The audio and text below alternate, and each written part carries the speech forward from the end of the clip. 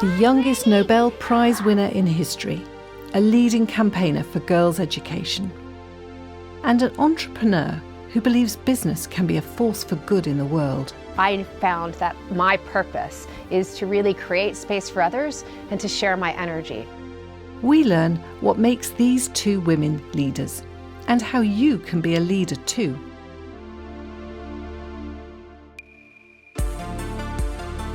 How did Malala Yousafzai rise up from a terrible attack to inspire the world?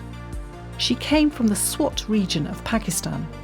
The Taliban, who oppose women's freedom, were becoming more and more powerful there. Aged 11, her father got her to write a blog for the BBC. She gave a schoolgirl's view of life under the Taliban. Soon she was campaigning for girls' education more widely. But in October 2012, aged 15, she was shot. A Taliban gunman attacked her on a school bus. She survived the attack but was flown to hospital in England. People all over the world started to hear what she had to say. She spoke passionately and intelligently about educating girls. I want to go back to Pakistan, but first of all, I need to be fully empowered. And to make myself empowered and to make myself powerful, I only need one thing, that is education. She's inspired women and girls around the world using speeches and books. So what makes Malala a leader? I think many of us want to make a difference and many of us have passionate beliefs. I think what distinguishes someone like Malala is her commitment to taking responsibility for that cause, for girls' education, for something that's larger than herself. And increasingly in my own work, I think responsibility and taking responsibility and being willing to be accountable is the real hallmark of leadership. So Malala Yousafzai took responsibility for the cause she was passionate about. But what else sets her apart? So she seems in many ways a very polite, courteous, positive, a well-balanced girl, but she fights, she advocates, she pushes for a future that we don't yet have, which is girls everywhere in the world having education.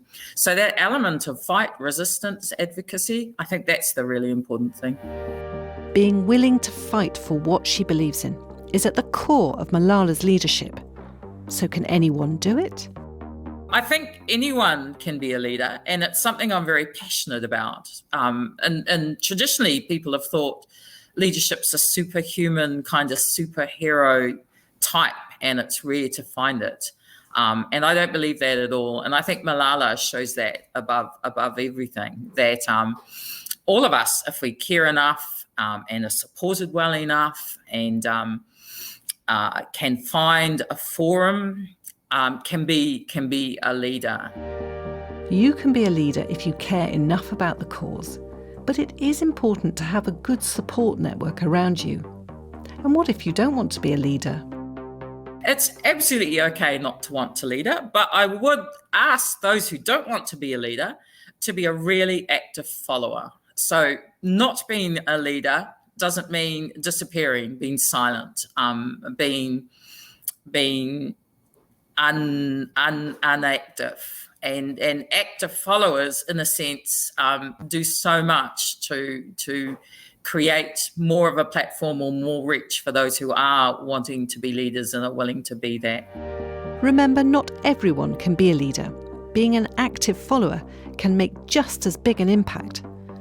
Malala's story is inspiring, but there are many ways to leadership. Charmian Love doesn't just have one job, she has several. She co-founded her own company and is working to make businesses part of the solution to the world's biggest problems through her leadership role at B-Lab UK. Charmian is an entrepreneur in residence at Oxford University and teaches young business leaders. So what has Charmian learnt about becoming a leader? The most important thing to do if you're on the journey of leadership is to really know thyself, really understand who you are, what special gifts you have, and how to express them in what you do.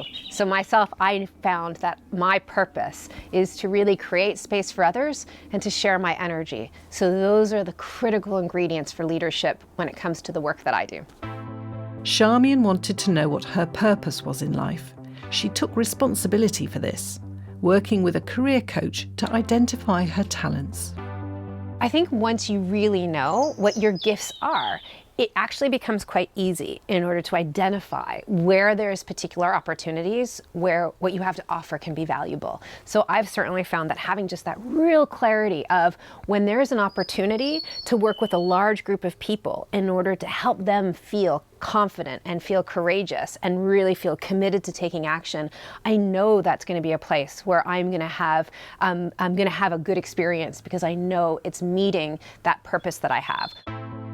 Charmian actively looked for opportunities where her talents could be used and valued. So what does leadership look like to her? So leadership to me is about really understanding what you have to contribute to a bigger set of challenges. And I think we really need to expand out what the definition of leadership is, because sometimes the most powerful form of leadership can be also about getting behind really good ideas and actually being a follower. Charmian is saying leadership is understanding how you can contribute to fixing a problem, even, as Professor Carroll said earlier, by being a follower. So do you know your purpose? If you're lucky enough in this world to know what your purpose is, then you are winning.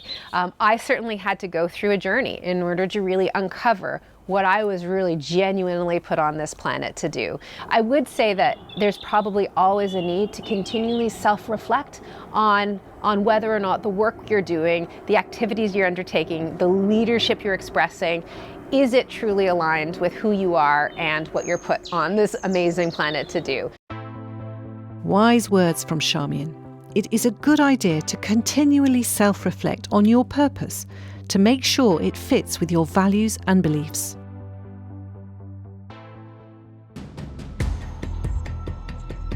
So, to become a leader, you need to know yourself, what it is you believe in, and the qualities you can bring. Taking responsibility is also important, and having a fighting spirit definitely helps.